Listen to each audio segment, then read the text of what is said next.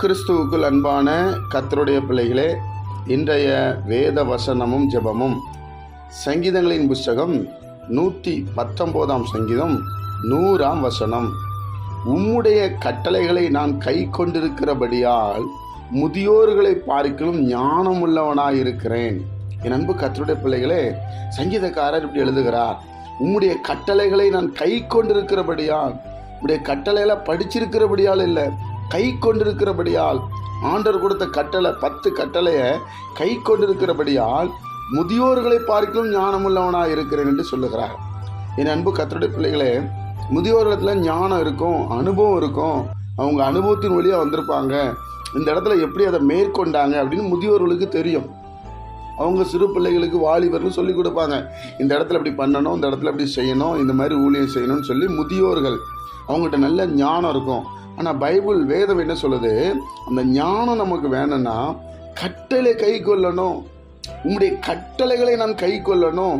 அப்போ எனக்கு முதியோர்களை பார்க்கிலும் ஞானம் இருக்கிறது என்று சொல்லுகிறார். என் அன்பு கர்த்தருடைய பிள்ளைகளே, கர்த்தருடைய கட்டளையில பிரியமா இருப்போமா, ஆண்டவர் எனக்கு எல்லாவற்றையும் செய்வாருங்கிற நம்பிக்கை நமக்கு வருமா? அப்படி வந்தா நிச்சயமா நான் சொல்றேன், நம்ம அவங்கள எல்லாரையும் காட்டிலும் ஞானம் உள்ளவனா இருப்போம். யாருக்கிட்ட எப்படி பேசணும், எப்படி நடக்கணும், எப்படி செயல்படணும்னு சொல்லி ஆண்டவர் நம்மளை ரொம்ப அழகாக நடத்துவார். என் அன்பு கர்த்தருடைய பிள்ளைகளே, அவருடைய கட்டளைகளை நாம் கை கொள்ள முயற்சி செய்ய வேண்டும்.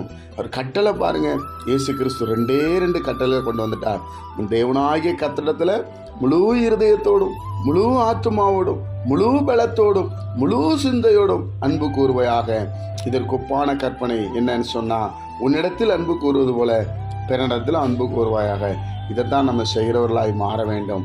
பிரியமானவர்களே, இந்த ஞானம் வேணும்னா நம்ம கட்டளைகளை கை கொள்ள வேண்டும். ஜெபிப்போமா? பிதாவே, உம்முடைய குமாரன் இயேசு கிறிஸ்துவின் நாமத்தில் நாங்கள் வருகிறோம்.